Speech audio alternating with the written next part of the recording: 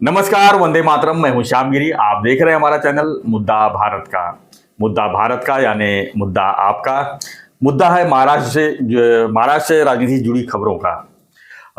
आज हम अपने खबर में चर्चा करूंगा उद्धव ठाकरे के बारे में, जिन्होंने ऐलान किया है कि आगामी विधानसभा चुनाव महाराष्ट्र की वो 288 सीटों पर लड़ेंगे। यानी राज जी के बाद जो है उद्धव जी का भी फरमान आ गया है कि वो 288 सीटों चुनाव लड़ने की तैयारी करेंगे। यस, तो क्या है इस राजनीतिक उद्देश्य उनका? क्या कुछ ब्लैकमेल कर रहे हैं क्या सीट? क्योंकि लोकसभा में सीट को बंटवारा को लेकर वो काफ़ी तनाव में थे और काफ़ी उन्होंने सीटें 48 में से 21 सीटों पर उन्हें मिलने में सफलता भी मिली थी। तो क्या 288 सीटों के पीछे का उनका उद्देश्य क्या है, इसी पर हम चर्चा कर लेंगे और जानेंगे कि क्या है विधानसभा में उनकी तैयारी। सर, क्या कहेंगे उद्धव जी के बारे में? लोकसभा में तो उनको 9 सीट मिली है 21 में से। विधानसभा को वो किस तरह ले रहे हैं? क्या लगता है आपको कि उनकी क्या स्थिति रहेगी?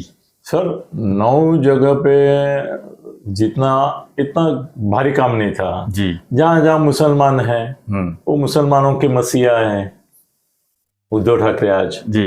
वो दूसरे ओवैसी है, ओवैसी भी नहीं, वो जीना है। जी। हाँ, मुस्लिम लीग के है सर। मुंबई में एक आप शायद जानते हो उनको, बनात वाला करके थे, नहीं जानता। आमदार भी थे, सब कुछ थे मुस्लिम लीग के। उनके साथ बाला साहब ने एडजस्टमेंट की। सबसे बड़ी बात हो गई, हंगामा हो गया सबके।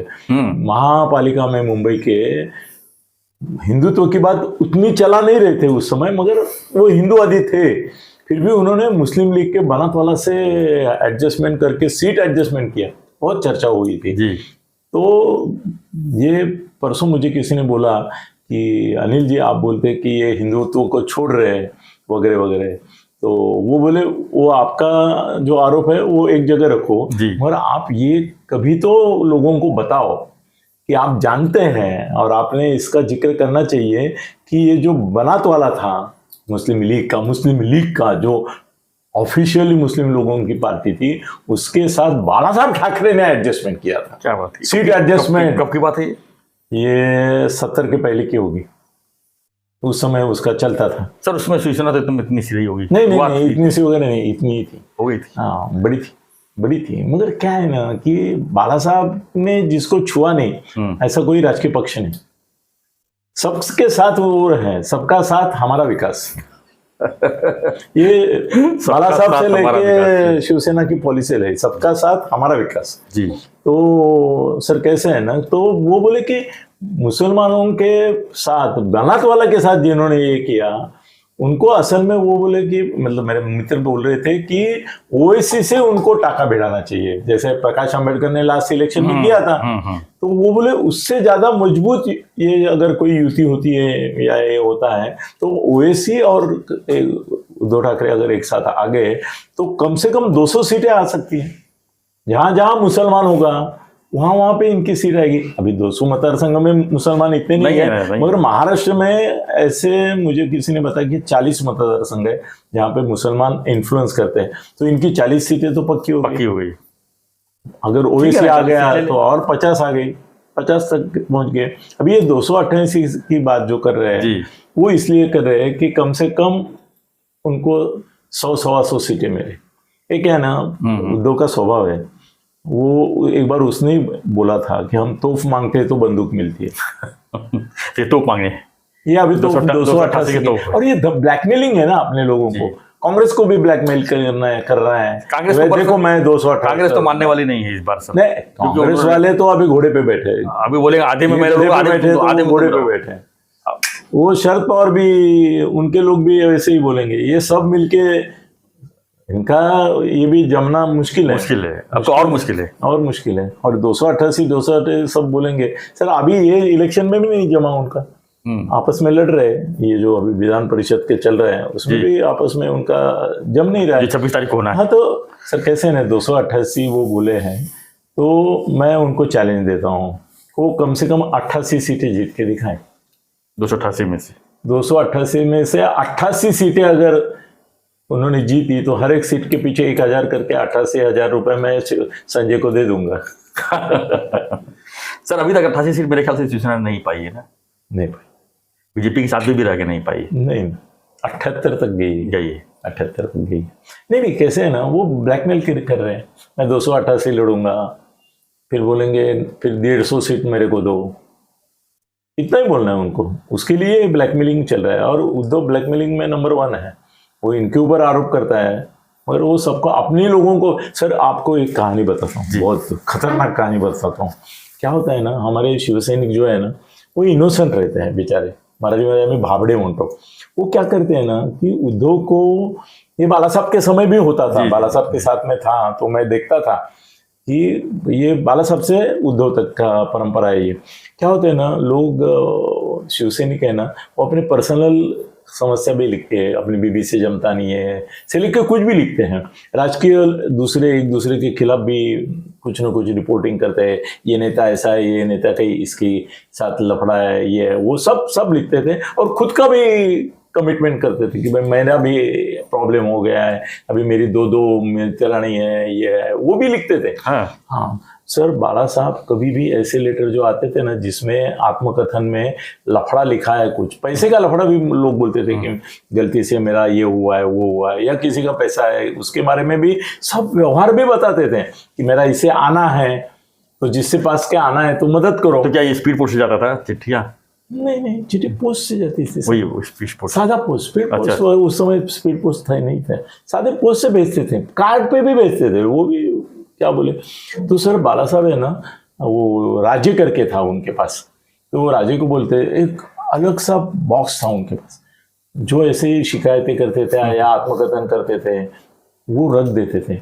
और कभी कोई नेता ने मस्ती की या उनको उसको दबाना है ना तो वो सब चिट्ठियाँ उसके नाम की जितनी आई है उसके खिलाफ वो निकाल के वो दिखा देते, देख तेरे खिलाफ इतना है। नहीं तो कई शिवसैनिक या शिवसेना शाखा प्रमुख, विभाग प्रमुख, जिला प्रमुख मस्ती करने लगते थे या उनको कोई गुस्सा आता था तो उसने ही लिखे हुए पत्र उनको दिखा देते, तू अशी कमिटमेंट के, मैं कमिटमेंट ने तुमने अपने अपराध की कबूली दी है। सर ऐसे कितने पत्र हैं उनके पास थे। अभी उद्धव भी वही करता है, उद्धव भी वही करता है। उद्धव को आप पत्र लिखना मतलब अपना मृत्यु लेख लिखना है।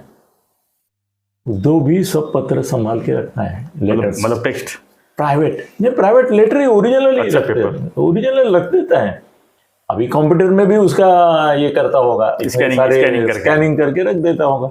मगर ये इनको आदत है। तो कैसे है ना कि ब्लैकमेलिंग ये इनका पहले से चला है। तो अभी कांग्रेस और राष्ट्रवादी जो है उनमें भी, कांग्रेस में उन्मत्तता है, उनको लगता है राहुल गांधी पंतप्रधान होने वाला ही है। अभी संजय जो है ना वो बोलता है 6 महीना रुको, 6 महीने में राहुल बन रहा है पंतप्रधान। वो 6 महीना वो 6 साल के बराबर होता है उनका। तो है वो बात अलग है, मगर महाराष्ट्र के लिए भी वो बोला उद्धव हो गया। आज रोहित पवार ने बोला सुप्रिया सुळे हो जाएगी। इतना सब नाना पटोले के बारे में तो ऑलरेडी आ चुका है कि वो मुख्यमंत्री बनने की कोशिश में है।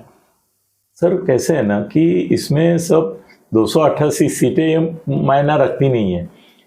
हम 200 सीट लड़ेंगे ये धमकी है, ये धमकी वो दो दे रहे हैं और वो धमकी से कुछ होगा नहीं। मेरे को तो ऐसा लगता है, अभी मेरा सोर्स जो है वो पहले कांग्रेस में था मगर अभी कांग्रेस में नहीं है जी, और उसने मुझे बताया कि इस बार राहुल गांधी, सुप्रिया, तुम्हारी सोनिया गांधी और सुप्रिया, उन्होंने प्रियंका गांधी, हाँ, तो उन्होंने बोला है कि महाराष्ट्र में चुनाव स्वतंत्रता से कांग्रेस लड़ेगी तो 100-125 सीटों तक जाएगी और फिर 25-50 कलेक्ट करना कोई बड़ी बात नहीं, राष्ट्रवादी आ जाएगी। फिर महाराष्ट्र में सर राष्ट्रवादी और कांग्रेस की सरकार बनने के चांसेस मुझे दिखते हैं ज़्यादा।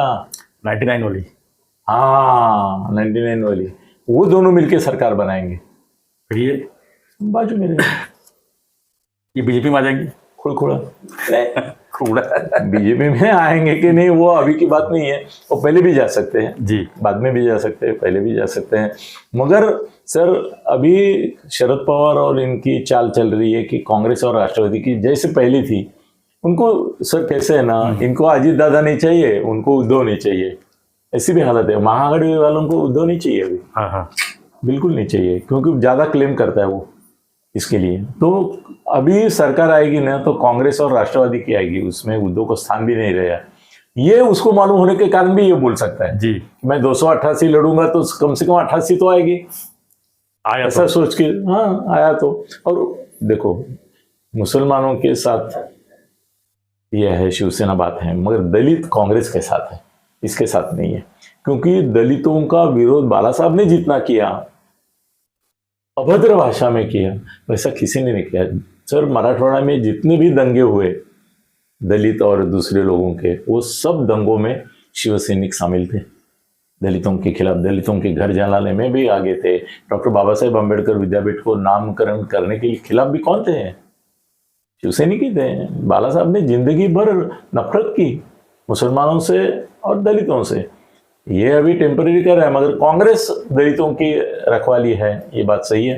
राष्ट्रवादी वाले मुसलमान और दलित दोनों के हैं, तो इसको भी निकाल भी देंगे। तो इसलिए वो 288 की बात कर रहे हैं। लड़ने दो, इसको लड़ने दो।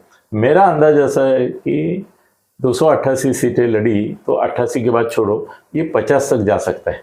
इसकी भी कैपेसिटी है। शरद पवार भी है, आप वो कितनी भी बार गिरे, उनके सब लोग गए, वो 50-55 आते ही है, 40-50 बीच में।